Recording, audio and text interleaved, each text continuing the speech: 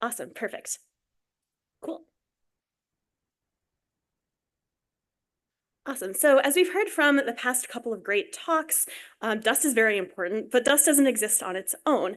And as we've heard from other talks throughout this week, water is very important on the moon and throughout the solar system.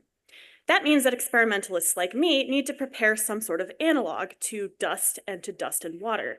And these analogs, especially for mixed water and dust, can really vary in their preparation method, especially for lunar analogs like we see up at the top.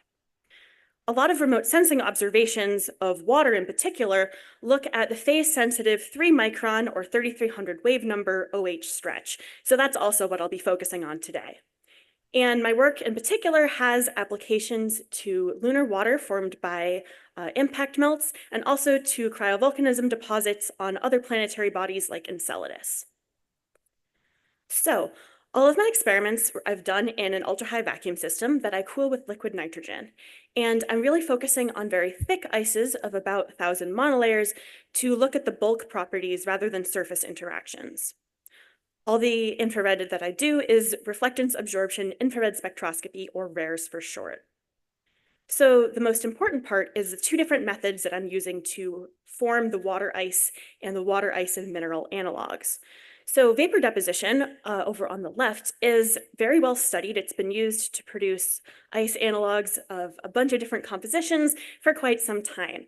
And for vapor deposition, you have a gas doser, you leak gas molecules into an ultra-high vacuum system, and those individual molecules, water in my case, will hit and stick on a cold sample holder. In contrast, I'm also looking at injection, and in this case, I have a syringe full of just pure water or water and a mineral solution, and I inject that into the chamber, and it's a much faster process, more of a splat rather than hit and stick. And because this is so much of a faster process, we do see different phases. So the different phases that I've observed and that'll be important in the next couple of slides are crystalline ice, low density amorphous water, and hyperquenched water. And those are in order of most to least long range order, where hyperquenched shows very little long range order. The important thing about these three phases is that they all look different at the 3 micron band.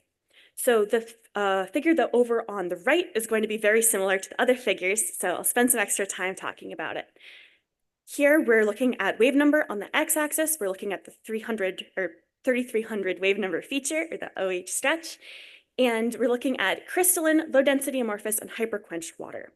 The important thing to know about here, and we're looking at absorbance on the y-axis, is that the relative intensity of the disordered and ordered components of this feature look very different depending on the phase of the ice. The disordered component in the dashed blue line is more prominent for the low-density amorphous and hyperquenched or more disordered forms of water ice. In contrast, the dotted green line, the ordered component, is more prominent for crystalline ice. So now that we have this background, we can actually look at some of the water ices. So firstly, these ices look different depending on the method at all the temperatures that I've studied. And this particular, or these IR scans were taken immediately after ice formation. So for vapor deposition on the left and injection over on the right, the 91 Kelvin line, the solid gray line, already shows some differences. And this is the coldest temperature that I'm able to get. And we do see a difference. For vapor deposition, it looks more symmetrical, whereas for injection, there's a more prominent disordered component. At 113 Kelvin, the dashed red lines, we see that the two almost look like mirror images of each other, where the vapor deposition shows more of a prominent ordered component and the injection shows a more prominent disordered component. Even at 165 Kelvin, which is warm enough that we should see entirely crystalline ice, vapor deposition does produce crystalline ice. This more prominent ordered component is very characteristic of crystalline ice. In contrast, with injection, even at such a high temperature, we still see a more prominent disordered component. So these are differences in the ice as they originally appear, but I can also heat the ice at a steady rate and look at how the phases change. So that's what I've done here, and these plots show temperature on the x-axis and the relative fraction of ice on the y-axis. And in order to generate these plots, I've looked at the infrared at every temperature, and then deconvoluted that spectrum to look at the crystalline component, the amorphous component, and the hyperquenched component.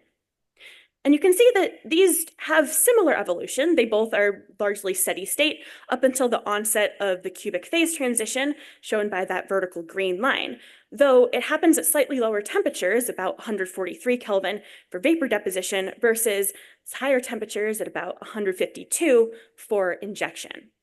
Both ices also show two regimes of rapid crystallization, one between about 150 and 160 Kelvin, and one between about 170 and 180 Kelvin.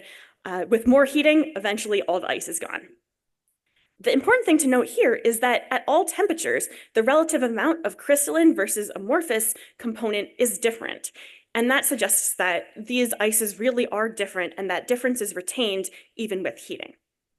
So now that we have some more of a background of water, we can actually get into the dust component of this. So I'm looking at several different dusts and mineral solutions, and all of the mineral solutions that I'm looking at here start as a liquid. So liquid mixed with some amount of dust.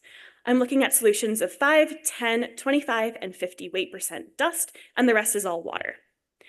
The simulants that I'm looking at are from Space Research Technologies, formerly Regolith Labs, LHS1D, which we're very familiar with from the previous talk, and LMS1D, or Lunar Mare Simulant.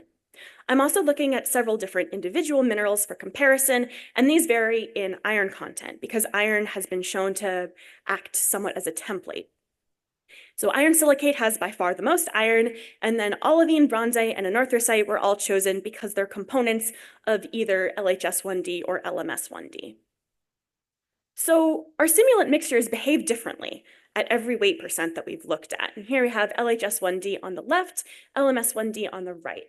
They show the most similarities at 25 and 5 weight%, where they both have a more prominent disordered versus ordered component, but that difference is a little bit more pronounced with LHS1D. The most interesting part of this, though, is the 10 weight% solution, because for both of the simulants, that shows more of a splitting between the ordered and disordered component. Interestingly, for LHS1D, there's a more prominent ordered than disordered component, and this was for ice formed at about 91 Kelvin, so very cold temperatures where we wouldn't necessarily expect to see any crystalline ice, but we do.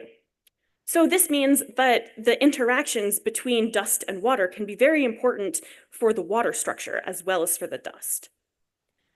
Also, trace minerals affect the phase, and this is something that we're still really figuring out why. But here I'm showing the difference between LHS1D in solid gray and pure anarthrosite in dashed red. And by mass, LHS1D is mostly anarthrosite, and yet that small difference, even with a relatively small amount of minerals with ice in a 5 weight% mineral solution, we can still see differences in the OH structure. Perfect. The anarthrosite feature is slightly broader and also shows more splitting between the disordered and ordered components. So in conclusion, we really need a standardized method of preparing ice-coated grains because vapor deposition and liquid injection form ices with different structures. Mineral composition and abundance of this dust within the minerals or within the solution can really affect the ice structure. And this also means that freezing particles with liquid water may not actually be the best way to simulate the lunar environment. You miss some of that interaction. This work was supported first by the Reveals program and now by the Clever program. Thank you very much.